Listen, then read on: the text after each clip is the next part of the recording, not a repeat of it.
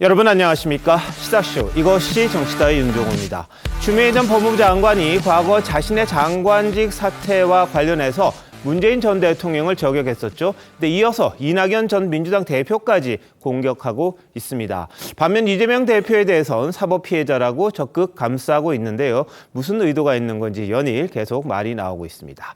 자, 이런 가운데 잠시 뒤 속보가 나왔는데요. 잠시 전에 일본 후쿠시마 원전 오염수 방류와 관련해서 IAEA가 문제가 없다는 쪽으로 결론을 내렸습니다. 최종 보고서를 기시다 총리에게 전달을 했고요. 그 내용을 IAEA 홈페이지에 공개를 했는데 국제 안전 기준에 부합한다. 그리고 방사능 유출, 방출은 아주 미미하다. 문제될 정도가 아니다. 이렇게 이야기를 했다고 합니다. 자, 이 문제부터 전문가들과 바로 짚어보도록 하겠습니다. 어서 오십시오. 네, 작년 2월부터 후쿠시마 원전 오염수 방류와 관련해서 IAEA 국제원자력기구가 검증을 해왔습니다. 오늘 마지막 보고서가 나왔고요. 라파엘 그로시 IAEA 사무총장이 일본을 찾아서 기시다 총리 직접 만나서 이를 전달을 했습니다. 자, 속보 내용 말씀드리기 전에 관련 화면 먼저 보시겠습니다.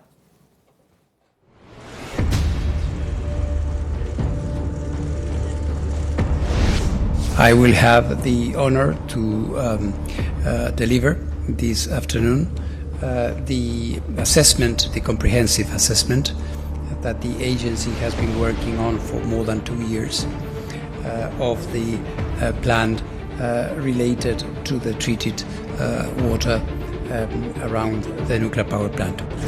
ALPS 処理水の安全性、規制面のレビュー等に関わる IAEA の中立的専門的な取り組みに改めて感謝を申し上げます。日本として ALPS 処理水の海洋放出の安全性について、引き続き科学的根拠に基づき透明性を持って、国際社会に丁寧に説明していく考えでございます。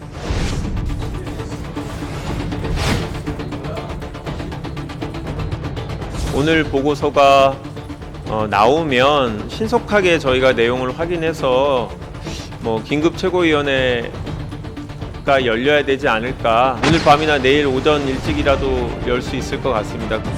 민주당의 행태를 보았을 때 마치 지동설을 주장했던 갈릴레이에게 유죄를 선고했던 중세 종교재판의 맹목적 세계관을 보는 것 같습니다. 그래도 지구는 돌고 있듯이 아무리 민주당이 IAEA를 공격해도 오염수에 관한 과학적 진실은 변하지 않을 것입니다.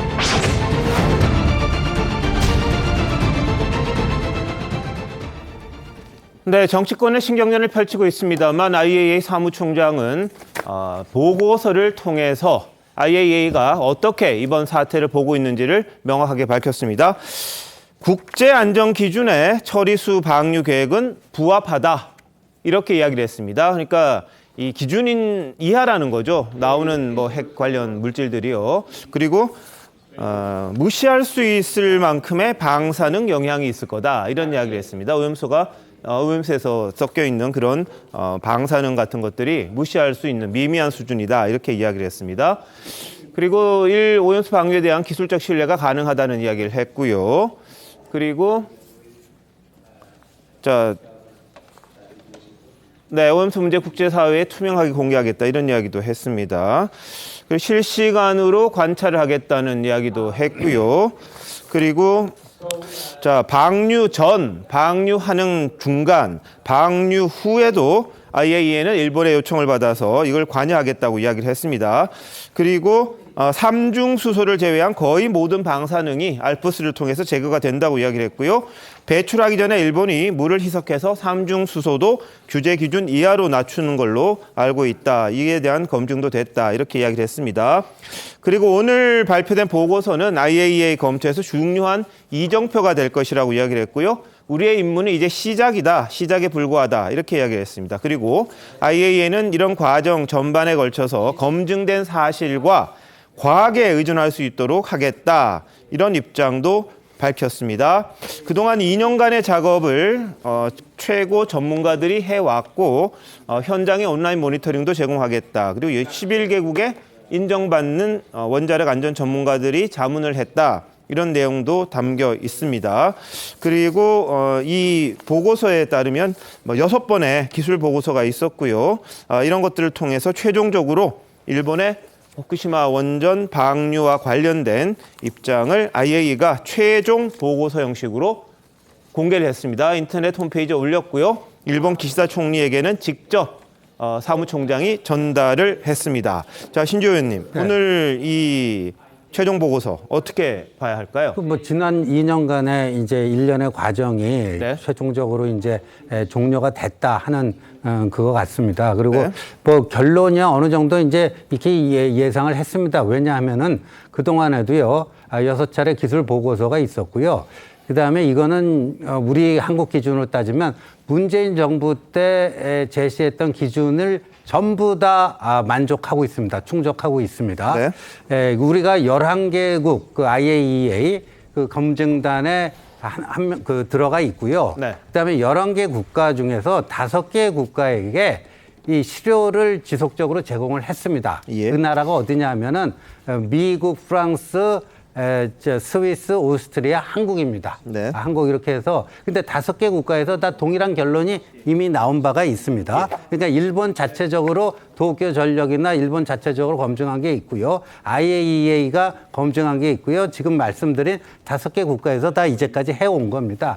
그래갖고 이게 이제 결론이 난 건데 네. 문제는 이제 과학의 문제가 아니고 그냥 확증 편향에 빠져서 이런 거 저런 거 다 무시하고 그냥 무조건 뭐 이거는 뭐 정치 선동을 하겠다 이게 문제라고 봅니다. 네. IAEA 최종 보고서가 일본의 방류와 관련해서 뭐 긍정적일 거다. 그건 이미 예정이 돼 있던 부분이기도 합니다. 왜냐하면 6차 보고서를 통해서 일본의 여러 가지 프로세스, 과정에 대해서 긍정적인 평가를 이미 했던 거고요. 문제가 있던 부분들이 뭐 상당히 완화되고 이 해결이 됐다 이런 취지로도 보고서가 나왔었기 때문에 최종 보고서에도 일본의 긍정적일 거다 이런 예상이 있었습니다만 그대로 최종 보고서는 만들어진 것 같습니다. 자, 이번 보고서에 좀 특별히 좀 눈여겨봐야 될 게 있다. 일단 보고서의 신뢰성을 담보하기 위해서 네. 한국을 비롯해서 11개 국가 최고의 전문가들이 검증을 한 것이고 예. 이것이 지금 최종 보고서니까 1차 보고서가 2022년 4월 말에 나왔습니다. 예. 1차 보고서는 준비 과정, 어떻게 처리하는 준비 과정에 대해서 보고를 했는데 거기에 대해서 처리 준비 과정에 문제점은 전혀 발견할 수 없었다. 예. 그게 1차 보고서거든요. 네. 그다음에 최근에 5월 30일 나온 게 6차 보고서인데 네네. 6차 보고서는 조금 전에 앵커께서 말씀하신 대로 상당히 중요한 의미를 담고 있고 이것도 아마 상세히 기술이 됐을 겁니다. 최종 예. 보고서에. 뭐냐면 그러면은 그 조금 전에 신조 그 의원께서 말씀하신 한국, 미국, 프랑스, 스위스, 오스트리아 여기서 실험실에 공동 참여를 했는데 전문가들이 네. 그것이 시료를 그 오염수 시료를 도쿄 전력과 똑같은 오염수 시료를 가지고 이 검증을 한 겁니다. 예. 그러니까 교차 검증을 한 거죠. 교차 검증을 한 건데 결과가 똑같았다. 그러면은 일본에서 혹시 이것을 뭐 장난친 것 아닌가 네. 그렇게 그 의심을 할 수가 있지만은 이 해외에서 그 똑같은 시료를 가지고 예. 검증을 했는데 똑같은 결과가 나왔으면은 일본에서 다른 장난친 것도 없다. 예. 그리고 이것이 1차부터 6차까지 다 검증을 하고 최종 그 보고서에 이렇게 결론을 내렸기 때문에 그리고 네. 또 앞으로 30년 동안 계속 이 방류를 하니까 예. 우리가 지금부터 시작이라는 표현을 썼어요. 예. 30년 동안 계속 추적을 하겠다. 이런 이야기가 되니까 이것은 물론 우리 또 정치권에서 계속 이거 발표하기도 전에 IAEA 네. 어떻게 믿느냐 했는데 예. IAEA뿐이 아니고 우리 전문가들 참여를 했고 그리고 그때 문재인 정부 때 정의용 외교부 장관이 이 3가지 요건이 충족이 되면은 네. 우리가 여기에 대해서 반대할 수가 없다는 이야기를 했어요. 네네. 그 안에 IAEA의 그 검사 결과에 조사 결과에 우리 전문가가 참석을 해야 된다는 게 있고 예. 그다음에 우리 정부와 일본의 중요한 사전 협의를 해야 된다는 게 있었고 예. 일본 정부가 충분한 과학적 근거를 제시해서 정보를 공유해야 된다는 게 있었는데 얼마 전에 윤석열 대통령과 기시다 총리가 합의를 해서 우리 시찰단이 다녀왔죠. 시찰단이 다녀서 현지에서 예. 전부 다 그 일본 쪽으로부터 정보를 제공을 받았습니다. 정보를 제공을 받고 정보를 공유를 했고 또 IAEA에서 한국 전문가도 들어갔기 때문에 문재인 정부 때 이야기했던 3가지가 다 충족이 됐어요. 네. 3가지가 다 충족이 됐고 여기 또 IAEA와 일본의 그 교차 검증까지 이렇게 완벽하게 일치하는 걸로 나왔으면은 이 문제 가지고 지금 정치권에서 더 이상 어떤 그 국제기구를 못 믿겠다. 예. 이렇게 하는 것은 설득력이 떨어질 것 같아요. 네. IAEA는 홈페이지에 140쪽 정도 되는 마지막 보고서를 올린 걸로 지금 보입니다. 그 내용도 방대할 뿐만이 아니라 뭐 아주 구체적으로 이 후쿠시마 원전 사고의 시작부터 지금까지의 이야기들 다 담아내고 있는데요. 그 부분을 통해서 IAEA가 어떻게 검증을 했고 앞으로 어떻게 할 건지에 대한 내용들도 다 담은 걸로 보입니다. 자, 일보 나온 거에 따르면 환경, 국제 기준에 부합한다는 이야기 그리고 미미한 방사능이다 이런 이야기가 있었고 계속해서 방류하는 도중, 방류 후까지 다 IAEA가 살펴보겠다 이런 이야기까지 나왔던 그런 상황입니다.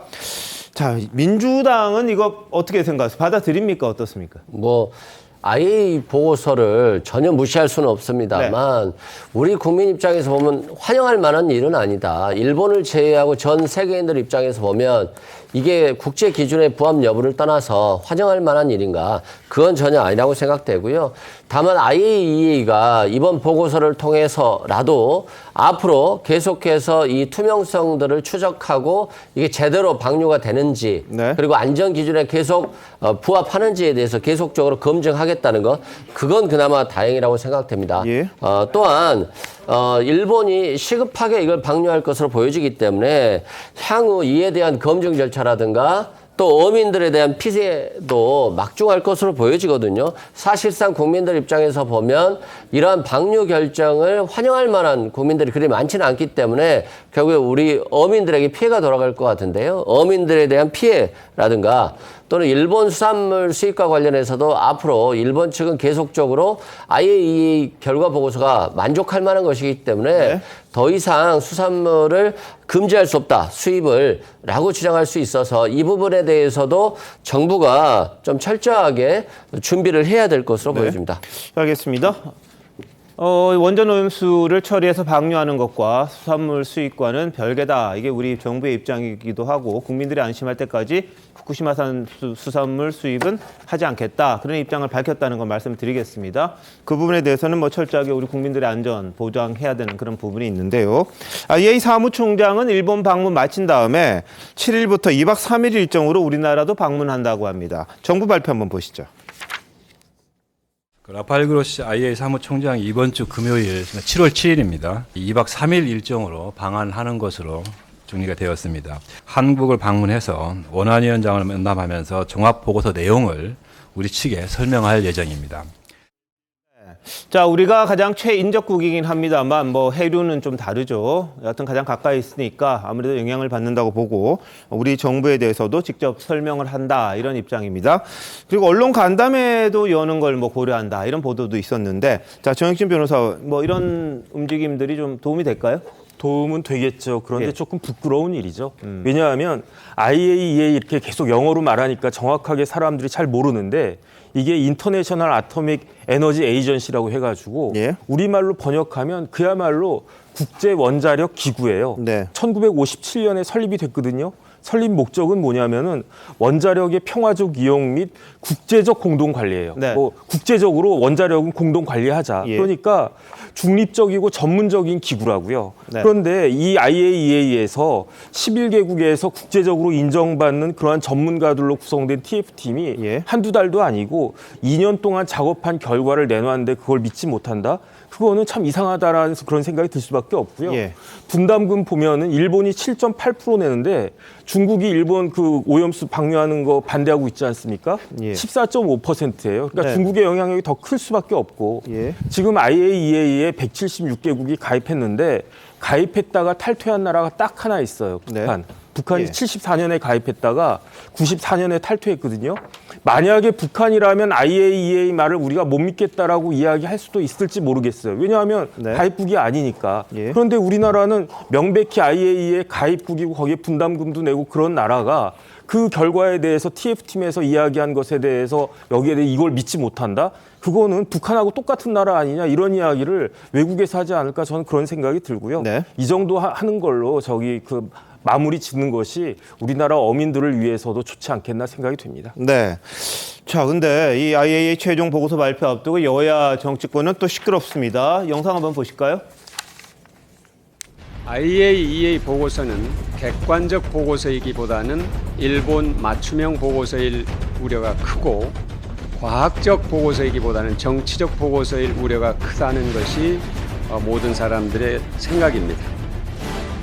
IAEA 보고서가 오늘 나온다는데 좀 당 차원에서 어떻게 대응하실 생각이신지 궁금하거든요. 오염수를 반드시 막아야 된다는 입장은 변함이 없고 최선을 다할 겁니다.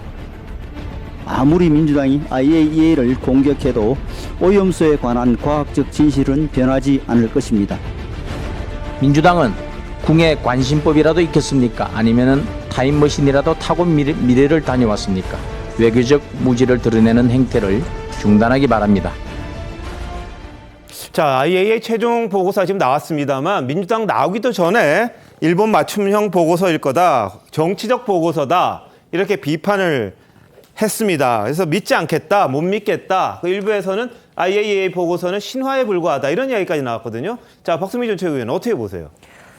일정 부분 IAEA의 건의를 인정해야 되는 부분도 있지만 분명히 IAEA의 검증이 한계를 갖는 부분도 있습니다. 먼저 이 해양 방출을 결정하게 된 데에는 일본 측이 IAEA로부터 권고를 받았다. 2015년경에 권고를 받았다라는 보고서도 있고요. 그 시작점 자체가 IAEA의 권고로 다른 고체화 방안이라든지 공기상으로 방출하는 방안이 있음에도 불구하고 결국에는 해양 방류를 결정하게 된 데에는 IAEA와의 협업이 있었다라는 점에서 분명히 이것이 어느 정도 편향된 입장을 가지고 있었던 것이 아니냐라는 문제 제기를 하기에 충분하고, 그 뒤에도 사실은 IAEA뿐만 아니라 저희는 일본 측의 도쿄전력의 신뢰성을 문제를 삼을 수밖에 없는 거죠. 왜냐하면 도쿄전력이 그동안 데이터를 왜곡했던 증거도 있고요.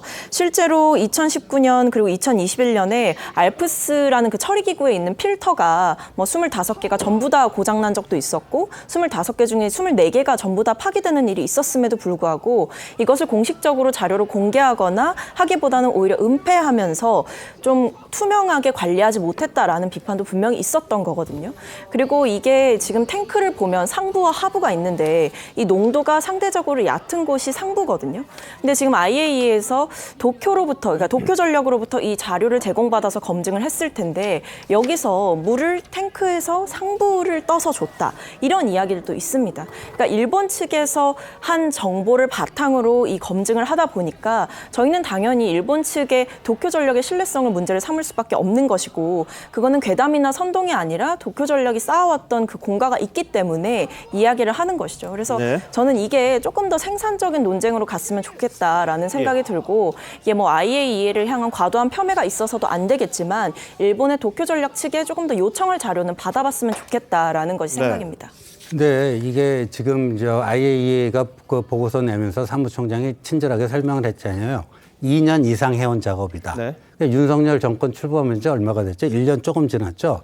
그럼 2년 이상 IAEA 11개국 시료를 공여받은 나라 5개국 중에 하나입니다. 그럼 그 전에 윤석열 정부 전에 1년 이상은 문재인 정부에서 했던 거예요.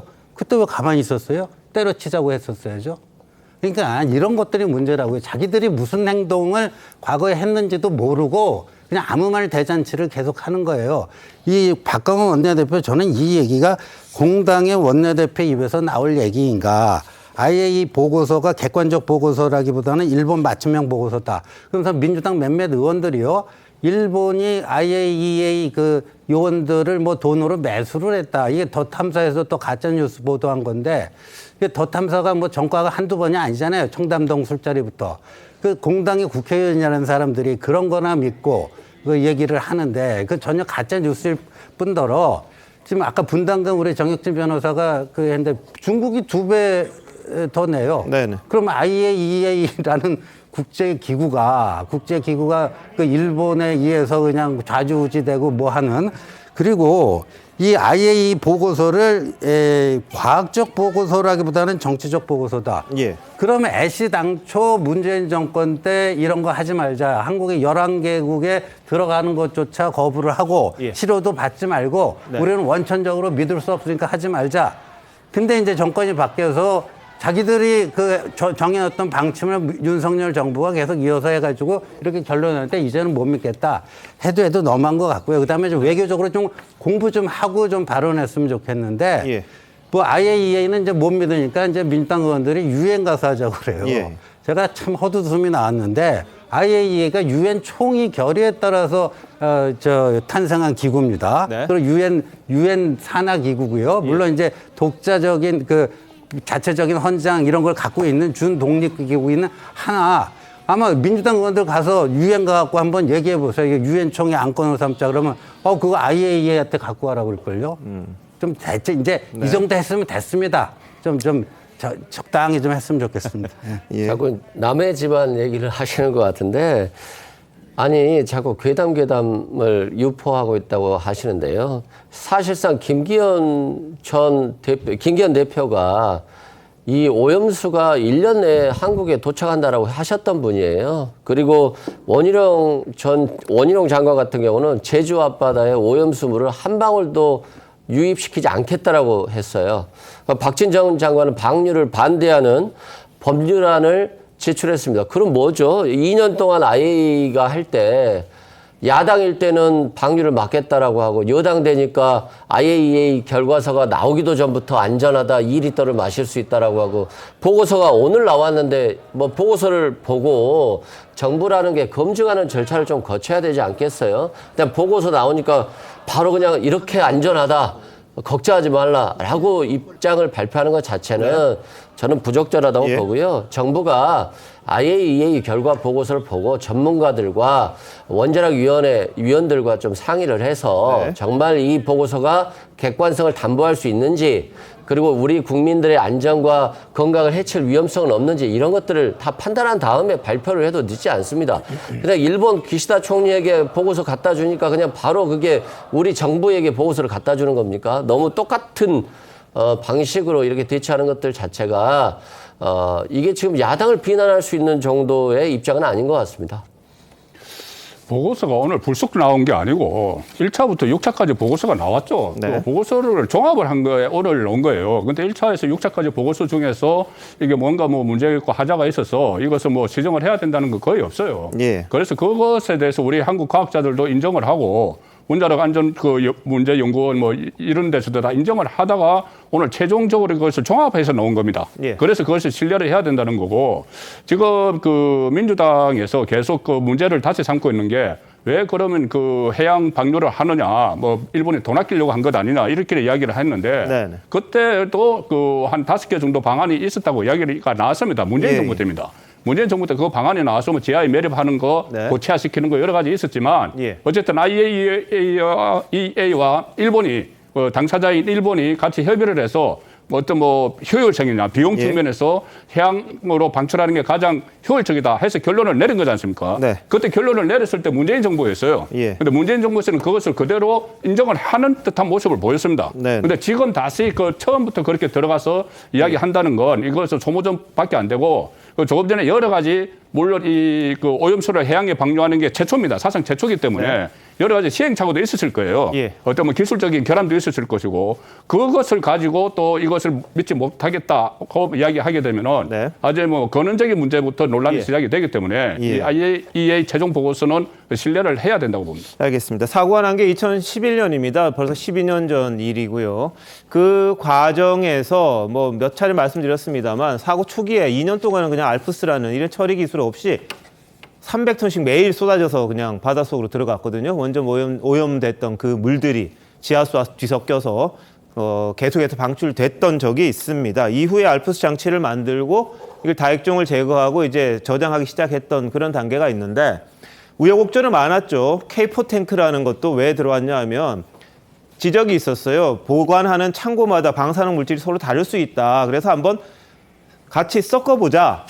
A에 있던 거, B에 있던 거 같이 섞어 놓으면은 이제 평균 되지 않겠느냐. 일종의 균질화 작업하는 그런 과정도 있었고요.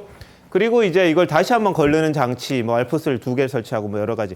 그러니까 이런저런 진화를 했다고도 볼 수가 있을 겁니다. 그러다 보니까 IAEA가 이 검증까지 하면서 보고서를 냈는데 이 과학적인 결론에 대해서 믿을 거냐 말 거냐 그건 이제 개개인의 문제입니다만 이걸 어떻게 우리 정부가 잘 분석하고 국민들의 안전을 지키느냐 그 방안을 찾는 게 가장 중요할 건데 지금 정치권은 먹방하든지 아니면은 뭐 단식하든지 이런 식으로 이 후쿠시마 방수와 관련돼서 이 대립하고 있는 그런 상황입니다. 어제 국민의힘 같은 경우에는 과방위 소속 의원들이 어제 또 오늘은 교육위 소속 국민의힘 의원들이 노량진 수산시장 찾아가지고 또 회식을 했어요. 회식을 했고 반면에 민주당 쪽에서는 지금 우원식 의원이 단식을 계속하고 있는 그런 상황입니다. 자, 그럼 야당의 반대 입장은 뭐 때문이냐? 거기에 대해서 국민의힘은 과거 광우병 시위 주도했던 민경우 씨를 불러서 강연을 듣기도 했어요. 국민의힘에서 바라보는 민주당의 생각은 이거랍니다. 한번 보시죠. 선거 불복, 이게 광우병과 후쿠시마에 흐르는 가장 강력한 정치적 동기라고 생각합니다. 과격한가요? 08년에 있었던 광우병 문제에 지금 관심이 있나요? 광우병은 이명박 퇴진 탄핵을 위한 순환이었던 거지 않습니까?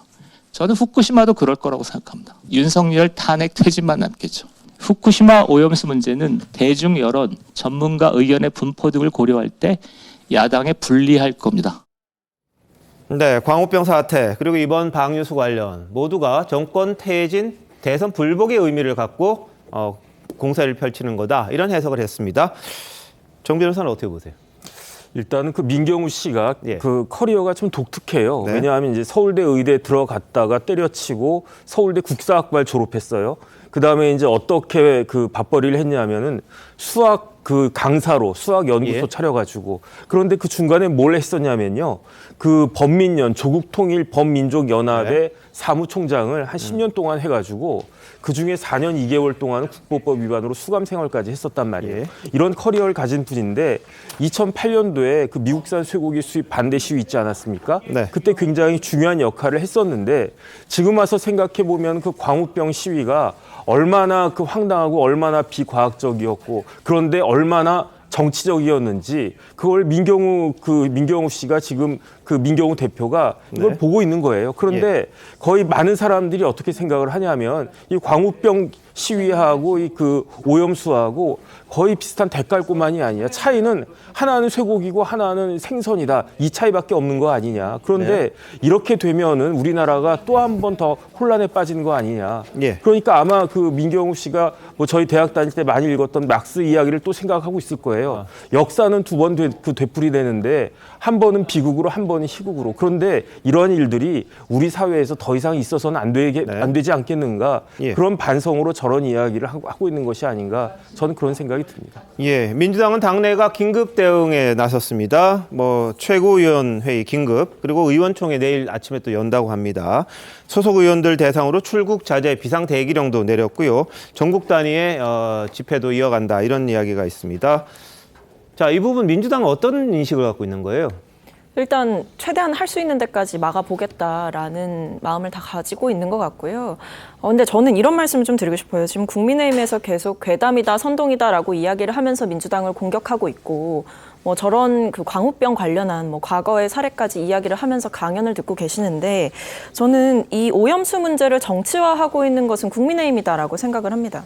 왜냐하면 그 이승훈 변호사께서 잠깐 언급을 해주셨지만 불과 몇 년 전이에요. 일본이 해양 방류수 오염수 이거 해양에 방류하겠다고 결정했을 때 지금 조태용 국가안보실장이 주도하고 김기현 대표랑 박진 외교부 장관까지 다 동의해서 치명적인 삼중 수소를 비롯한 60여 종의 방사성 물질을 완전히 제거하기 어렵다는 게 전문가의 의견이다라는 내용이 담긴 이 해양 오염수 방류를 규탄하는 결의안을 야당 단독으로 발의하셨던 게 불과 몇 년 전입니다. 근데 이때 이야기했던 이 삼중수소 완벽히 제거되지 않는다는 건 지금도 똑같고요.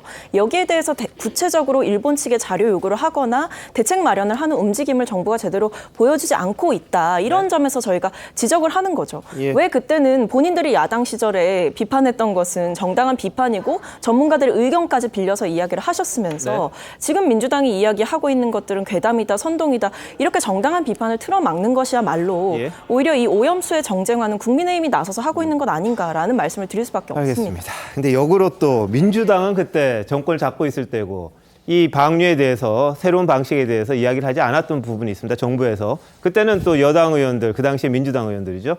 이 부분에 대해서 또 지금처럼 반대하지 않았거든요. 여나 야나 자신들의 정치적 이득 때문에 이런 식으로 반대하고 찬성한다 그러면 이것도 참 안타까운 일이고 참 정치가 이런 건가 싶을 정도로 국민들만 희생되는 것 아니냐 이런 생각을 할 수밖에 없어요.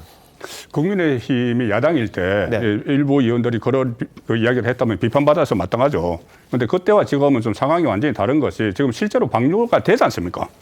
그때는 방류가 되기 전이에요. 네. 그 날짜도 정해지지 않았을 텐데 지금 실제가 방류가 되는데 이렇게 확인되지 않은 이 말들을 이렇게 퍼뜨리는 것은 국민에게 결국 피해가 되는 것이고, 그리고 이 민주당이 이 상황에서 단 한 번이라도 정말 객관적인 과학자를 초빙을 해서 어떤 그 민주당 의원들이 한번 설명을 들었는지 전혀 그런 게 없었지 않습니까? 그게 뭐냐 하면은 조금 전에 민경우 씨가 다른 언론 인터뷰에서 한 것을 보고 저는 거의 뭐 충격을 받았는데 예. 그 강우병 사태 당시에 네네. 본인이 그것을 주도를 했지만은 그 본인 내부에서 실제로 인간 강우병이라는 게 있는지 해를 끼치는지 단 한 차례도 거기에 대해서는 이야기를 나눠본 적조차 없다고 했어요. 예. 단 한 차례도 안 나눠봤다. 네. 그리고 오직 목적은 그것은 필요 없고 진실은 필요 없고 예. 이명박 정부를 무너뜨리면 된다. 여기만 목표가 있었다는 거예요. 예. 그럼 지금 이 후쿠시마에 대해서 이 후쿠시마 정말 이것이 우리에게 국민에게 위험한 것인가? 네. 객관적인 과학자들을 민주당에 불러서 단 한 차례도 한 적이 없지 않습니까? 실제로. 예. 그렇다면은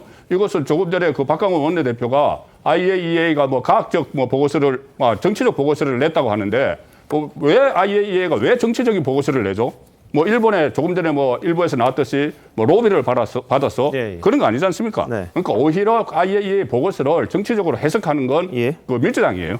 알겠습니다.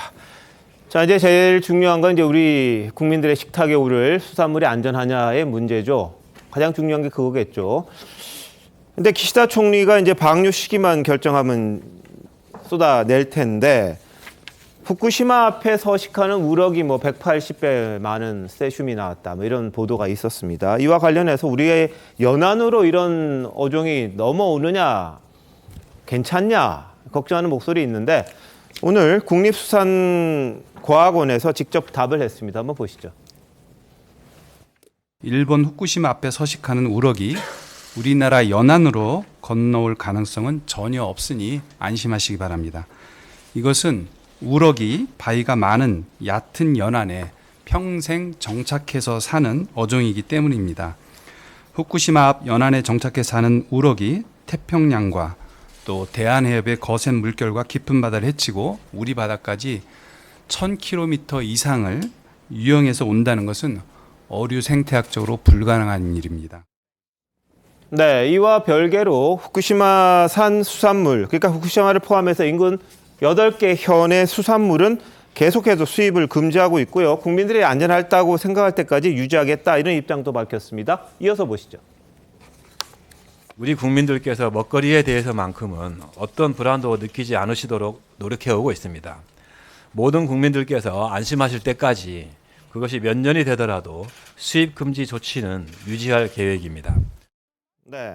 그리고 오늘 문화일보가 르포성 기사를 하나 내봤는데 국립수산물 품질관리원을 가서 어떻게 수산물에 대한 검증을 하느냐 이걸 또 방사능 검사 이런 것들을 또 보도를 했습니다. 여기 보면은 매일 새벽에 강릉 등 동해, 통영 등 남해에서 생산되는 수산물 시료를 채취해서 내장까지 다져서 이렇게 검사를 하는데 지금까지 기준치 초과한 게 한 번도 없었고 일본 가공식품에 대한 방사능 검사에서도 문제가 없던 걸로 나왔다. 이런 보도가 있었습니다. 그리고 우리가 가장 민감하기 때문에 이걸 체크를 하는 거고 검증을 하는 건데 문제는 없었던 걸로 지금 나오거든요. 2011년 이후에도 그렇고 그리고 90개, 100개 정도 되는 이 방사능 내지는 이 방사성 물질 이 채취하는 그런 것에서도 단 한 번도 2011년 사고 이후 전 이렇게 크게 변화가 없었다 이런 보도가 또 있었습니다. 그런 부분들을 고려를 해야 할 텐데 그래도 불안은 하죠.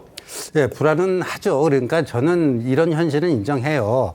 이 과학적인 안전성하고 국민 정서상의 수용성 이것 간의 갭이 좀 꽤 크다. 갭이 꽤 큰데 근데 그거를 뭐 우리가 이제 과거에 먹거리 안전에 대해서 좀 민감한 편이다 보니까 그런데 그러면요. 지금 EU 같은 나라는 이 수입 해제 조치에 들어갔어요. 네. 그럼 EU가 그러면 한국보다도 식품 안전성 기준이 엉망진창이래 갖고 이거를 그 수입 해제에 들어갔을까요? 예, 그러니까 이거는 근데 저는 그러니까 과학적 안전성만 가지고 수입 제한 조치를 풀어야 된다. 뭐 그렇게는 생각 안 합니다. 예, 우리나라 그 과학적 안전성이 확인이 됐음에도 불구하고 뭔가 찝찝하고 깨림직하고 이런 사회적 수용성이 아직까지 취약해요. 네. 거기에는 민주당의 괴담이 크게 한몫했습니다. 그런데 그게 어느 정도 진정될 때까지 그리고 후쿠시마 이 방류가 된 이후에 특별한 사고나 뭐가 없다라는 것이 이제 시간을 두고 입증이 될 때까지 수입은 계속해서 금지를 해야 된다고 봐요. 근데 여기서 제가 한 말씀 드리고 싶은 게 지난번 그 국회 본회의에서 민주당이 단독으로 후쿠시마 결의안을 통과시켰잖아요. 거기 뭐 4가지 항목 중에 하나 이런 게 있어요. 저도 이건 참 마음에 들던데 후쿠시마 방류가 우리 수산물 이런 데에 그 무슨 판매나 이런 데 그 피해를 입지 않도록 노력을 해야 된다. 국회가. 얼마나 좋은 말이에요. 근데 지금 이재명 대표 뭘 하고 있죠? 저 지난번에 7월 5일인가에 부산에 가서 세슘이 무슨 뭐 해운대 바다에 오고 그러면 누가 해운대 바다에 해수욕하러 오면 뭐 와갖고 해산물을 먹겠느냐. 지금 우리 얘기해 줬잖아요. 지금 전문가가. 정착성 어류라고 우럭은. 그 오히려 그다음에 무슨 또 천일염 사실상 지금 안 사면 또 나중에 더 비싸게 주고 살 수밖에 없다. 이런 식으로 장풍아 공포 분위기 조성하고. 그러니까 어민들의 피해를 막자고 결의안을 제출한 당이 어민들의 피해를 사실상 직접적으로 유발하고 있어요. 그것부터 좀 반성했으면 좋겠습니다. 네. 아니 그런데 자꾸 얘기를 듣다 보면 그러면 일본이 핵 오염수를 방류하는데 우리나라 국민들과 야당이 박수 쳐야 되겠습니까? 그건 아니지 않습니까? 계속적으로 문제를 제기해서 조금 더 검증하고 조금 더 문제가 없는 방식으로 오염수가 나올 수 있도록 해야 되는 것이지 박수 칠 수는 없잖아요. 그런 측면에서 야당이 이렇게 이의를 제기하는 것들, 그것이 오히려 윤석열 정부가 일본을 향해서 검증을 철저히 하라라고 요구할 수 있을 때 그 근거를 마련할 수 있다고 생각합니다. 좀 윤석열 정부가 야당도 좀 이용해가지고 일본에게 좀 더 검증을 철저하게 요구할 수 있는 그런 융통성이 좀 있었으면 좋겠고요. 아니 일본에서 오염수를 방류하는데 그렇게 안전한데 EU도 수입을 해제했는데 수입 제한을 해제했는데 이제 한국이 막을 수가 있습니까? 여기에 대해서 또다시 그 다음에 문제가 발생할 것으로 보여지고요. 저는 그렇습니다. 이 광우병 문제와는 전혀 상관없는 문제예요. 광우병이 동물성 사료를 먹여서 광우병에 걸린 소들이 쓰러지니까 이 소들을 수입하지 않겠다라고 하는 것이 전 세계적인 추세였어요. 그런데 이명박 정부만 유일하게 38개월이 넘은 소까지도 수입을 했었어요. 그래서 그때 당시에 야당이 비난을 많이 해서 38개월 미만 소만 수입하게 된 거예요. 그런 식으로 어떤 야당을 이용하는 여당의 융통성을 좀 보여줬으면 좋겠고, 최근에 좀 일례를 보면 꼭 국민의힘은 영국 교수를 초빙해서 2리터의 오염수를 마셔도 좋겠다 그러고, 총리도 오염수 마실 수 있다 그러고, 또 최근에 예전에 북한이나 남한 보면 전향하거나 월북이나 월남하는 사람들 자신의 정권 선동의 찬양에 이용하는 경우가 많았는데, 과거에 광우병 집회를 했던 사람이 지금 핵 오염수 방류는 안전하다, 이게 좀 조화가 되는 얘기인가요? 저는 전혀 무관한 얘기들을 자꾸 이런 사람들 데려와서 국민의힘이 얘기를 하고 강의를 들으니까 이게 자꾸 정치적으로 이용한다는 느낌이 지울 수가 없어요. 네. 그래서 IAEA 보고서가 나왔다라고 한다면 윤석열 정부가 일본에 공식적으로 요구하고 IAEA에서 받아가지고 이게 안전한지 여부를 검증하고 나서 판단을 해야 되는 것이지, 오늘 발표했는데 이렇게 안전하지 않냐, 야당 너희들이 괴담이나 퍼뜨린 자들이다, 그러니까 국민의 80%가 야당의 괴담에 넘어간 사람들이다, 이런 취지는 저는 적절하지 못하고, 네. 정부 여당은 조금 안정되고 좀 성숙된 모습으로 좀 대처를 했으면 좋겠습니다. 합리적인 문제 제기를 야당이 하면은 정부 여당에서 당연히 그렇게 해야죠. 일본을 향해서 우리 야당도 이렇게 걱정을 하고 하니까 이런저런 걱정을 한다. 그러니 일본도 여기에 대해서 좀 만전을 기해달라고 하는데, 가령 예를 들어서 국제적인 전문가를 돌파리 전문가라고 이래버리고 돌파리 과학자라고 해버리고, 그리고 이 아예 핵폐수, 처리수를 핵폐수 이렇게 야당이 하는 것을 그리고 지금 앞으로 김밥도 못 먹는다. 멍게 못 먹는다. 이렇게 접근을 하는 것을 어떻게 일본에다가 우리가 지금 야당에서 핵폐수라고 하고 뭐 김밥 이야기도 하는데 이거 좀 잘 좀 해야 해야 되지 않느냐 이렇게 말 못하는 거죠. 그리고 지금 계속 그때 당시에 2011년에 하루 300톤씩이라고 이야기했지 않습니까? 예. 그런데 그게 아무리 뭐 태평양 돌아서 와도 지금 조금 전에 그 조사 결과가 다 나왔죠. 전혀 금소리 안 된다고. 예. 그런데 지금 이 방류하는 것이 양이 얼마냐 하면은 하루에 500톤입니다. 500톤이 왜 500톤이냐 하면은 그때 300톤씩이 방류가 됐는데 지금 그러니까 지하수가 자동적으로 이렇게 쌓이는 게 있어요. 예. 그것까지 합해서 이제 500톤을 내보내는데 그때 300톤은 전혀 아무런 정제도 안 되고 처리도 안 된 건데 그게 지금 아무 이상 없다고 지금 나왔지 않습니까? 그 한 4, 5년 돌았다가 오니까는. 네네. 근데 지금 이것을 다 처리를 하고 국제기구에서 다 검증을 해가지고 이것을 내보내는 건데 그것을 핵폐수라고 이렇게 불러버리면 우리가 일본에 뭐라고 이야기할 그 근거가 안 되는 거죠. 알겠습니다. IAEA 보고서에 보면 핵과 관련된 물질을 내보내는 건 국내의 문제라고 돼 있습니다. 그러니까 각자 나라에서 알아서 자신들이 기준을 정하고 거기에 따라서 내보내는 거 그게 국제적인 기준에 맞냐 안 맞냐라는 부분은 이제 이의 제기를 할 수 있는데 지금 우리가 일본 정부에 대해서 문제 제기를 하기가 애매한 게 뭐냐면 기준치 훨씬 낮은 부분을 내보내니까 그게 이제 IAEA에서 검증하고 문제가 없다 그러니까 그럼 국제 기준을 우리가 뭐라고 따르지 않을 수도 없고 이걸 따라야 되면은 못하는 거죠. 다만 말씀하신 것처럼 제대로 걸러지는지 검증을 하는 부분들은 중요한 부분이죠. 그래서 IAEA가 방류 전, 방류하는 도중, 그리고 방류 후까지 모니터링을 하겠다라고 지금 입장을 내놓은 거거든요. 그러니까 그 검증에서 문제가 없는데 우리가 자꾸 이의를 제기하는 것도 국제적 규범과 좀 어긋나는 수가 있다. 그럼 우리가 삼중수소 내보내는 거에 대해서는 뭐라 그럴 거냐. 이런 지적도 일부에서는 있습니다. 중국이 반대하고 있습니다만 중국이 내놓는 원전에서 나오는 삼중수소는 훨씬 더 많다는 거. 그것도 또 하나의 이 문제가 아닌가 싶기도 합니다. 그건 또 우리가 말도 못하고 있는 그런 상황이고 희석시켜서 내보내겠다는데 이걸 또 대놓고 또 반대하기도 애매한 그런 상황이지만 말씀하신 것처럼 우리 국민의 식탁에 제대로 된 그리고 안전한 어류가 올라올 수 있도록 그 부분에 대한 검증은 계속해서 있어야겠습니다. 한편 윤석열 대통령의 부인 김건희 여사 어제 강원도를 찾았습니다. 상인들 격려하면서 산오징어 먹었네요. 보시죠.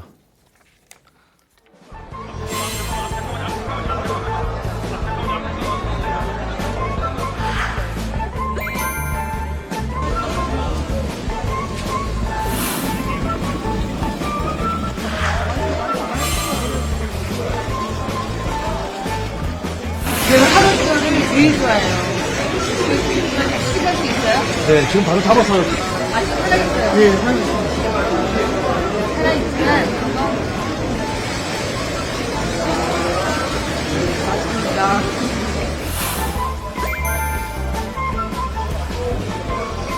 제가 잘 먹겠네요.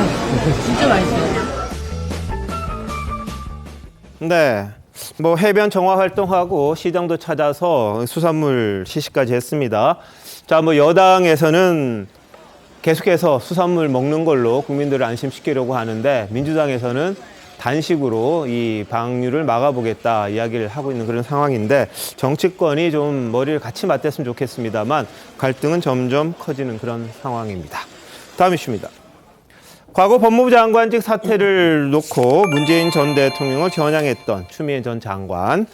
이번에 이낙연 전 대표가 재보궐선거를 앞두고 자신의 사퇴를 종용했다고 또 이낙연 전 대표를 정조준했습니다.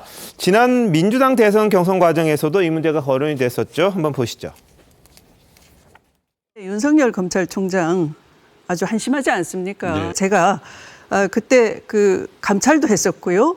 또 징계 청구도 하려고 준비를 했던 그 감찰 시기에 언론들은 이게 야당하고 합세를 해가지고 추윤 갈등 프레임을 씌웠고요. 그런데 당시 후보님은 당 대표셨어요. 이를 바로 잡으려는 법무부 장관에 대해서 해임 건의를 했다라고 언론 보도가 났는데 지난번 그런 적이 없습니다. 그러면 네. 언론이 오보를 했겠네요. 네, 그 무렵에 제가 이런 말씀을 쭉 안 드렸었는데요. 대통령께서 국민께 사과한 일까지 있었지 않습니까? 담당 장관이었다면 그런 일에 대해서 미안해야 옳을 것입니다. 그런데 자꾸 다른 쪽에 탓을 돌리는 것은 추 장관답지 않습니다. 네, 당시에 당에서 재보궐을 앞두고 자신에게 물러나라 이런 건의를 했었다는 그런 주장을 한 겁니다. 이낙연 전 대표 그러면 안 됐다 이런 이야기를 했는데 자, 문 전 대통령에 대해서 본인을 경질했다 이런 이야기를 했고요. 그때 윤석열 검찰총장을 해임했으면 지금의 윤석열 대통령은 없을 것이다 이런 입장까지 이어지면서 계속해서 지금 문재인 전 대통령, 이낙연 전 대표 이렇게 저격을 하고 있는 상황인데요. 자, 전혁진 변호사 이건 어떻게 보십니까? 일단은 추미애 전 장관이 그 문재인 대통령 전 대통령과 이낙연 전 대표에 대해서 네. 사적인 감정이 있는 거는 사실인 것 같아요. 그런데 아무리 이렇게 사감이 있다고 그래도 지금 민주당이 얼마나 어려운 상황입니까? 지금 대표, 현 대표하고 또 직전 대표까지 사법 처리될 가능성이 굉장히 높은 상황 아니겠습니까?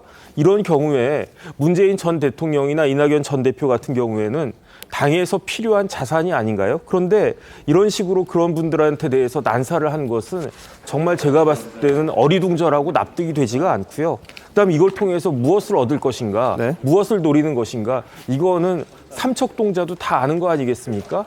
도대체 민주당이라고 하는 정당에는 선당 후사라고 하는 개념이 정말로 있는 것인가, 존재하고 있는 것인가, 예. 그런 부분들이 자꾸 생각이 났는데, 그런데 이게 또 돌이켜 보면은 저렇게 하는 것이 과연 추미애 전 장관에게 정치적 자산으로 돌아올 것인가, 아니면 부메랑으로 돌아올 것인가, 그런 부분들을 전혀 생각하지 못하고 눈앞에 있는 그런 어떤 이익을 향해서만 그냥 막 달려드는 분화방 같다는 그런 생각까지 듭니다. 네, 친낙계로 꼽히는 신경민 전 민주당 의원. 추 전 장관 경질에 이 전 대표 역할은 없었다. 이렇게 또 불쾌함을 보였습니다. 보시죠. 추미애 전 대표 얘기는 맞지도 않아요. 맞지도 않는 얘기를 저렇게 뭐 방송에 나와서 버젓이하고, 추미애 당시 법무장관이 경질되는데 이낙연 대표가 당에 있으면서 뭐 결정적 역할을 했다고 보는 것 같아요. 근데 그거 아닙니다. 계속 지금 이렇게 가는 건 민주당의 미래를 위해서 전혀 바람직하지 않고요. 추미애 대표가 뭘 하려고 그러는지는 짐작은 가요. 근데 이런 방식으로 하는 건 맞지 않습니다. 자, 추 전 대표가 원하는 게 뭘까요? 박성미 최고위원. 글쎄요, 뭐 총선 출마를 하시려고 하시는 것인지, 뭐 네. 정치 재개를 본격적으로 하시려고 하시는 것인지, 뭐 본인이 아니면 아직 구체적으로 뭐 예상하기는 어려운 부분이긴 합니다만, 그 목적이 무엇이든 간에 저는 본인의 목적을 위해서, 본인의 이익을 위해서 문재인 전 대통령과 이낙연 전 대표를 활용하는 것은 옳지 않다. 그리고 지금 이 같은 발언을 하는 것은 상당히 도의에 어긋난다라고 생각을 합니다. 네. 지금 심지어 문재인 정부 청와대 때 계셨던 분들 사이에서도 지금 말이 엇갈리는 상황까지 오고 있어요. 예. 그리고 문재인 전 대통령을 거론한 것을 두고 지금 민주당 지지자들 사이에서는 심지어 분열까지 되고 있습니다. 문재인 전 대통령을 비판하는 글들이 당원 게시판에 올라오고 있어요. 그러니까 이런 문제들을 본인이 나서서 지금 이렇게 갈등을 만들어내고 또 그것을 통해서 본인은 검찰개혁을 더 하고 싶었다라는 주장을 하시는 것인지 모르겠지만, 당시 제가 지도부였던 기억으로는 민주당도 이 검찰개혁에 대한 공감대가 분명히 있었고 당내에서도 추미애 전 장관을 향해서 지지하는 흐름이 분명히 있었기 때문에 네. 사실은 그 긴 추윤 갈등의 시간 동안 당도 버텨줬던 겁니다. 예. 같이 버텼던 시간인 것이지, 그것을 마치 추미애 전 장관을 저희가 뭐 배제하고 일부러 뭐 주저앉히고 이랬다고 보는 것은 네. 저는 온당하지 않은 비판이다. 그리고 예. 지금 발언의 수위나 발언의 내용 자체가 상당히 과하다라고 예. 생각을 할 수밖에 없습니다. 네, 그런데 이 추 전 장관의 최근 발언, 행보에 대해서 해석은 엇갈립니다. 한번 보실까요? 결국은 문 대통령님만 그만둬 하더라. 이걸 폭로를 한 거잖아요. 이재명에게 출석했다는 뜻이에요. 내가 가만 들어보니까 이재명과 이낙연 이 전쟁판에서 난 이제 이재명에게 출석했어. 난 이제 줄 쓸 거야. 추미애 전 네. 당대표가 이재명 대표는 서로 잘 아는 사이기 때문에 뭐 러브콜을 보내고 안 보내고 할 그런 네. 사이는 아닌 것 같고요. 본인이 상대해 봤던 윤석열 검찰총장의 행태 이런 부분들에 관해서 아주 심각하게 생각하고 민주당이 이제 더 잘해야 된다. 아마 그런 충정이지 않았나. 자, 근데 일각에서는 추미애 전 장관의 이런 발이 굉장히 치밀하게 계산됐다, 이런 이야기도 나옵니다. 왜냐하면 6월 14일쯤인데요. 뜬금없이 7년 전 내 추억 보기, 뭐 SNS 이런 게 있죠. 예전에 과거에 본인이 했던 것들이 나오는데, 거기 2016년이었습니다. 당시 이재명 성남시장이 광화문에서 단식 농성을 할 때 격려했던 그 영상을 올린 겁니다. 6월 중순에요. 그러다 보니까 왜 7년 전 거 이렇게 뜬금없이 올렸지? 뭐 이런 생각이 들잖아요. 그게 의도가 있는 것 아니냐 이런 해석들이죠. 추미애 전 장관 입장에서는 뜬금없는 것이 아니죠. 그런가요? 왜냐하면 6월 15일이면 예. 이낙연 전 대표가 귀국을 한다고 막 그때 관심을 모을 때입니다. 예. 그리고 이낙연 전 대표 귀국을 하면은 이재명 대표와 아마 대립각을 세워서 예. 이 경쟁을 할 것이다 당권을 놓고 그때 이미 그런 분석이 있었고 실제로 이낙연 전 대표가 귀국을 했기 때문에 추미애 장관이 발언을 하는 거예요.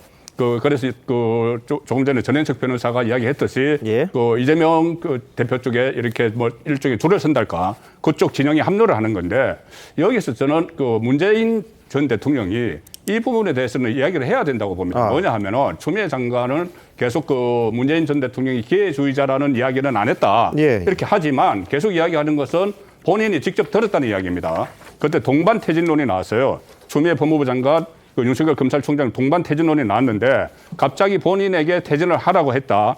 청와대 들어가서 독대하는 자리에서 70분의 독대가 있었다고 그때도 다 보도가 됐습니다. 그 자리에서 이제 이 윤석열 검찰총장 정직 2개월 정도를 했으니까 어느 정도 마무리됐으니까는 당신은 물러나라. 그래서 추미애 장관이 아니다. 내가 이 윤석열 총장을 끝까지 제가 본인이 책임지고 축출을 하겠다 이런 이야기를 했는데 당 이야기를 했다는 거죠. 당 대표까지 지낸 분 아니냐 추미애 장관이. 그런데 지금 당에서 서울시장 선거, 부산 시장 재보궐선거를 앞두고 이게 검찰개혁 이것을 이슈로 가져가면 불리하니까 추미애 법무부 장관이 물러나기를 원한다. 그때 당 대표가 이낙연 대표예요. 본인은 직접 그것을 문재인 대통령에게 당시에 들었다는 이야기입니다. 그래서 지금 추미애 장관이 이렇게 하는 것은 뭐냐면은 지금 저희들이 우스갯소리로 계속 이야기하지만 윤석열 정부 탄생의 1등 공신이 추미애다 이렇게 이야기하지 않습니까? 추미애 전 장관 입장에서는 진보 진영에 몸담고 있으면 이것은 계속 멍해예요. 그런데 당시에 내가 정말 윤석열 당시 총장을 축출을 할 수 있었는데 오히려 나를 퇴진을 시켰기 때문에 내가 그것을 못했고 결과적으로 그 책임은 윤석열 대통령과 이낙연 전 대표에게 있다. 이 이야기를 하고 있는 거죠. 알겠습니다. 자, 그런데 2021년 민주당 대선 후보 경선 당시에는요. 명추연대란 말이 나올 정도로 이재명 대표와 추미애 전 장관 간의 그냥 서로 우군이었습니다. 그때는. 자, 유튜브에 출연했던 추 전 장관 모습 한번 보시죠. 진짜지. 내가 당 대표였잖아. 공천장 서명하고 모든 후보들 당선시키기 위해서 전국을 다녔는데 특히 재명이가 좀 외롭더라고. 그래서 내가 진하게 연설을 해주고 손 꽉 잡아주고 화이팅 해주고 했지. 내 말은 아주 잘 들어. 안 지키면 내가 멱살 잡지. 내가 미리 경고하는 건데 이 누나 무서운 거 알지? 이게 이재명 대표의 후보의 유튜브였기 때문에 저렇게 좀 코믹하게 하면서 더 좀 과장해서 이야기하는 건 맞습니다만 당시에도 저랬고요. 어제 인터뷰 같은 경우에 이 대표 사법 피해자다 이런 표현까지 써가면서 두둔하는 그런 일도 있었습니다. 자, 추 전 장관이 이제 내년에 무슨 역할을 하지 않겠느냐 이런 해석도 나오는데요. 자, 이승 변호사 어떻게 보세요?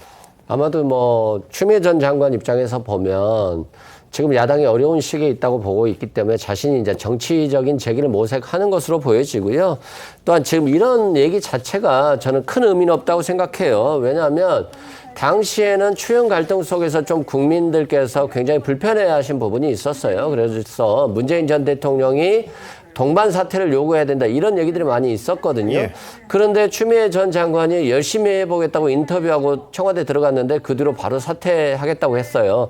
그렇게 보면 그 당시 상황은 문재인 전 대통령이 사퇴를 요구했을 가능성이 높고 또 이낙연 전 대표 입장에서도 당 대표로서 당이 좀 안정적으로 보궐선거를 준비하기 위해서 요구했을 가능성이 충분히 있어 보여요.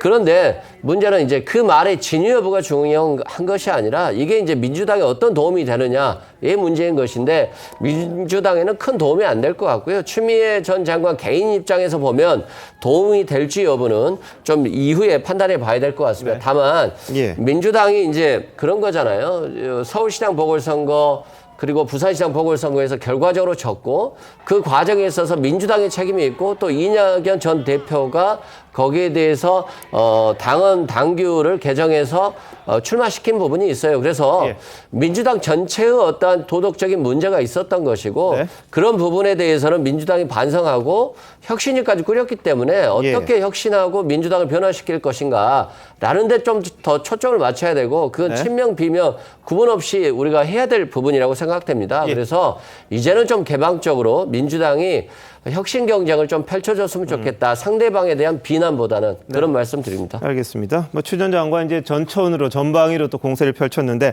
한동훈 법무부 장관에 대한 비판도 있었습니다. 윤 대통령의 another brother 이런 이야기를 했습니다. 보시죠. 그 한동훈 장관은 윤석열 대통령의 another brother예요. 똑같아요. 네. 그 인식이 똑같다는 거죠. 권력이 총구에서 나온다 그러는데 권력이 일국의 검사 대통령, 일국의 검사 장관 나으리한테 나온다를 심각하다 생각을 합니다. 지금 그 한동훈 장관 태도를 한번 보세요. 거의 국회의원들을 모욕 주고 하잖아요. 자, 한 장관에 대한 저런 비판도 있었는데요. 뭐 추 전 장관과 한동훈 장관 묘한 신경전 많았죠. 이어서 한번 보실까요? 그 문제는 공부 좀 하고 하라 그래. 매번 틀리잖아요. 지금까지 맞는 말을 한 적이 한 번도 없잖아요. 아니 일개 장관이 헌법상의 국민의 알 권리를 포샵질을 하고 있어. 진짜 자기는 그냥 신문을 어제 자기만 나오면 되는 거야. 준비가 안 된 상태는 막 짓거려버리잖아. 말이 안 되는 걸 하잖아. 자괴감을 느꼈습니다. 일개 장관이 라는 말을 그런 막말을 듣는 것에 대해서는 상당히 자괴감을 느꼈습니다. 그럼 거물주차의 한동훈은 지금까지 아무것도 없는데 단순히 수사 대상자라는 이유로 좌천까지 시켰고 아무것도 없다고는 할 수가 없죠. 수사에 협조를 하지 않은 상황이니까요. 추미애 장관 시절에 있어서 수사지휘권이 남용된 사례가 얼마나 국민에게 해악이 큰 것이었는지에 대해서 실감하고 있습니다. 구체적인 사건에 대한 수사지휘권을 행사하는 일은 없을 거라고 말씀드립니다. 추미애 전 장관이 마약 정치를 주장하라는 취지로 비판한 건데요. 마약 정치요? 저는 어떤 정치인들에게는 정치가 끊기 힘든 마약 같은 거다라는 말은 제가 들어봤는데 들어보셨죠? 근데 마약 정치라는 얘기는 제가 처음 들어보네요. 그리고 추미애 전 장관이 새로 만드신 신조신가 보죠? 네, 예전에도 그랬고 지금도 그렇고 두 사람 간의 신경전이 아주 치열해 보입니다.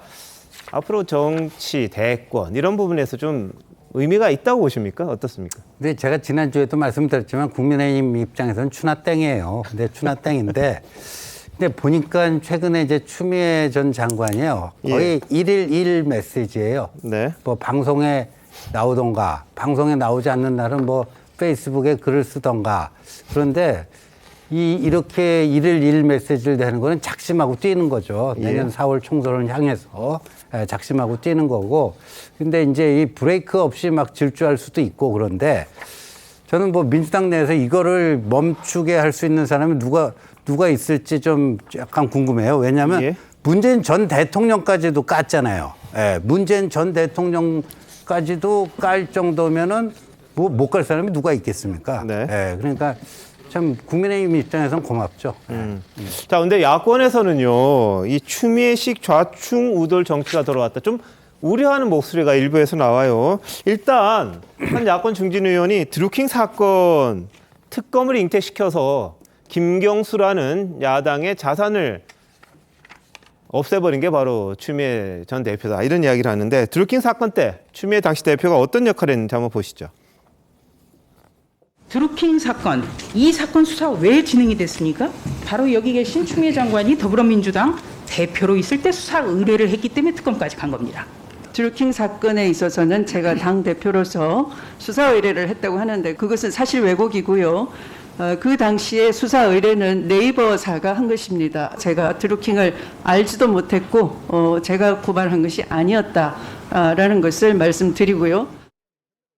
인터넷 포털 사이트를 비롯한 SNS상에서 가짜뉴스와 인신공격, 욕설 등이 난무하고 있습니다. 준비된 듯한 댓글 조작단이 이를 확대 재생산하는 악의적인 프로세스도 진행되고 있습니다. 허위사실 유포 및 부당한 인신공격 행위 등에 대해 철저히 추적해 단호히 고발 조치하겠습니다. 네, 당시에 허위사실 유포 이걸로 이제 고발하겠다 그랬는데 네이버사가 한 건 맞죠. 근데 그 촉발시켰던 게 바로 추미애 당시 대표였기 때문에 추 전 장관이 실질적으로 김경수 지사를 이 영어의 몸으로 만들었다. 이런 일부에서 주장도 있습니다. 뿐만 아니라 추 전 장관이 재임했을 때 윤석열 검찰총장을 대통령으로 만든 또 사람이다. 이런 주장도 있습니다. 대선 당시 모습 한번 이어서 보실까요? 언론이 추미애가 나오면 윤석열을 키운다라는 그런 그 우스꽝스러운 프레임을 씌웠기 때문에 한마디로 꽁 잡는 매가 두렵다. 제가 꽁 잡는 매다. 추미애한테 술 한잔 사야지. 많은 분들이 저렇게 생각하는데 저도 뭐 크게 반대하지는 않습니다. 윤석열 국민이 키웠다고 현수막 전국에 붙였는데 허위사실 공표로 신고해 주시기 바랍니다. 제가 키웠다고 그들이 얘기했으니 저도 증인이 될 수 있어요. 그죠? 네. 자, 김경수 지사 건, 그리고 윤석열 대통령을 대권주자로 만든 거. 이 두 가지 아주 대표적으로 야권에서는 추미애 전 장관이 등장하는 순간 이게 좀 큰일 났다. 이런 이야기를 한다. 이런 해석까지 나왔습니다. 자, 어떻게 보세요? 네, 추미애 전 장관 입장에서 보면 자신이 윤석열 대통령을 만들었다라고 하는 프레임에 대해서는 굉장히 억울하게 생각할 것으로 보여집니다. 그럼에도 불구하고 추미애 전 장관이나 또 민주당이 과거에 어떤 했던 행동들에 대해서는 우리가 겸허히 좀 고민해 볼 필요가 있고요. 또한 국민의힘과 다른 더 도덕성 그리고 유능함 이런 것들을 강조했었는데 결과적으로 5년 만에 국민의힘으로 정권이 넘어갔기 때문에 그 부분에 대해서도 민주당은 특별히 반성적 고려가 굉장히 필요할 것으로 보여집니다. 그래서 이런 부분에 대해서도 추미애 전 장관이 당 대표로서 과거에 또한 소중한 자산으로서 또 민주당을 생각하는 마음이 그 누구보다도 강할 것이기 때문에 좀 더 신중하게 국민들의 마음과 함께 민주당 함께 갔으면 좋겠다 이런 생각이 들고요.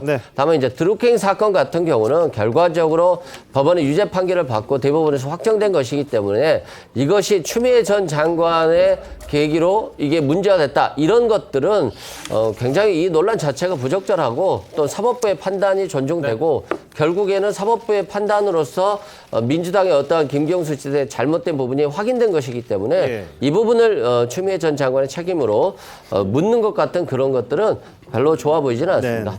야당이 추미애 전 장관에게 긴장하는 것은 지금 그 감춰진 부분들이 뭔가 나올 수 있을 것 같아서 그런 거예요.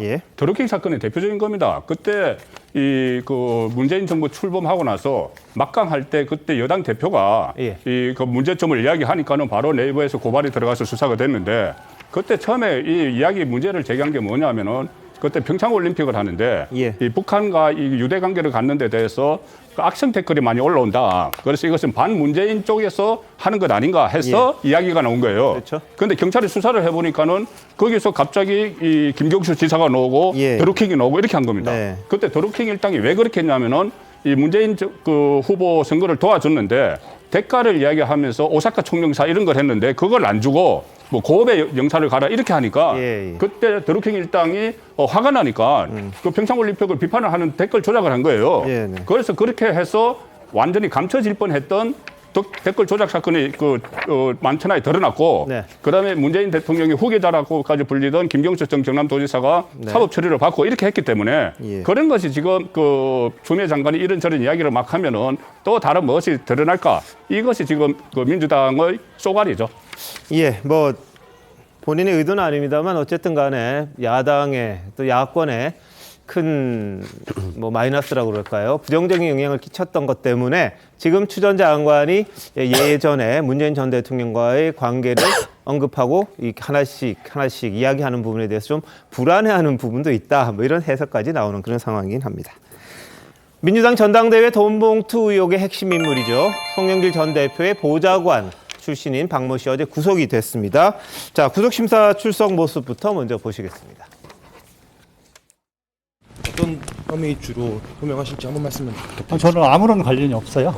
그럼 봉투를 만드신 적도 없다는 네, 당연히 그렇습니다. 전당대회 당시 6,700만 원 살포 혐의 인정하십니까? 송영길 대표가 지시한 건가요? 아니면 본인이 자발적으로 하신 겁니까? 네. 자, 박모 씨 아무 관련 없다 이렇게 이야기를 했는데 법원에서는 영장 실시 심사를 통해서 구속영장을 발부를 했습니다. 자, 이건 어떻게 봐야 되나요, 정익진 변호사님? 이건 뭐 당연한 거고요. 혐의가 크게 4가지인데요. 예. 스폰서한테 5천만 원 받았다. 네. 윤관석 의원한테 6천만 원 줬다. 여론조사비 9천만 원을 대납했다. 예. 그다음에 이러한 모든 것들을 PC에 이제 하드가 있지 않겠습니까? 네. 교체함으로써 증거 인멸을 했다. 그렇기 때문에 이거 이렇게 구속 사유가 되는데 여기에다가 이제 범죄 혐의도 있고 거기에다가 증거 인멸 행위까지 있었기 때문에 그 구속되는 것은 당연하다는 생각이 들고요. 예. 왜냐하면 강래구 감사가 이미 구속이 되지 않았습니까? 그런데 박 보좌관은 강래구 감사보다도 훨씬 더 핵심적인 일을 총괄적으로 한 사람이에요. 예. 그렇기 때문에 이제 그 구속이 된 거고, 그다음에 이런 구속이 왜 중요하냐면 이제부터 드디어 송영길의 시간이 오는 거예요. 송영길 대표가 그렇게 기다리던 시간이 이제 와가지고 검찰이 송영길 대표를 소환하게 될 거고요. 그럼 뭐 굳이 검찰청 앞에서 텐트 치지 않아도 검찰에서 부르실 테니까 이럴 때 잘 가가지고 잘 방어하셔도 되고, 네. 그때 이제 뭐 핸드폰 같은 거 다 그거 하셔도 됩니다. 왜냐하면 그거는 자기 증거니까. 예. 하지만은 정정당당하다는 말은 빼고 그 조사에 임하시는 것이 좋지 않을까 하는 생각이 듭니다. 예. 어제 근데 영장 실질 심사 2시간밖에 안 했다고 그래요. 아주 짧게, 예전에 비하면요. 그랬던 것 같은데, 자, 박 씨가 어떤 사람인지 검찰 측에서는 자금 총괄한 핵심 인물이다, 이런 점을 강조했고, 변호사 측에서는 그냥 보좌관에 불과했다, 이렇게 서로 공방을 펼쳤는데, 뭐 법원에서는 중요 인물이라고 본 것 같습니다. 이른바 이정근 녹취록과 한동훈 장관이 윤관석, 이성만 의원에 대한 체포동의안 설명할 때 언급됐던 부분 한번 보시겠습니다. 일단 하고 다 얘기를 했어. 직접 받는 게 좀 부담된다 그래서 그냥 내가 받아서 내가 줄 거야. 주면 우리 너무 빤히 보여가지고 그렇게 되면 우리는 그걸 못 받아. 송이 쓸 때 바로 같이 얘기했는데 뭘 지역 사람. 아니 뭐 한테 받아쓰긴 그렇잖아. 이성만이가 돈 준다 그래갖고 내가 아침에 갔더니 또 있고 이정근 씨가 윤관석 의원에게 돈 봉투 10개씩을 2차례에 걸쳐서 전달할 때마다 그 자금을 제공한 박 씨에게 텔레그램으로 윤 전달했음, 윤 잘 전달이라고 보낸 메시지도 그대로 남아있고 범죄 사실에 부합하는 일정표와 국회 출입 기록도 있습니다. 송영길 전 대표와 과거 전대협 활동을 같이 했던 사업가 김모 씨는 강래구 씨의 돈 요구를 받고 송영길 의원 보좌관 박 씨에게 돈을 전달했다고 상세히 진술했습니다. 자, 박 씨에 대해서 이제 구속이 되면서 송영길 전 대표로 이제 수사가 확대될 가능성이 더 커졌습니다. 자, 박승민 전 최고위원, 어떻게 보세요? 이 보좌관이 구속된 게 당연한 건가요? 어떤가요? 일단 법원에서 아마 그 구속 사유 중에 가장 크게 작용을 했던 것이 증거인멸의 우려였던 것 같습니다.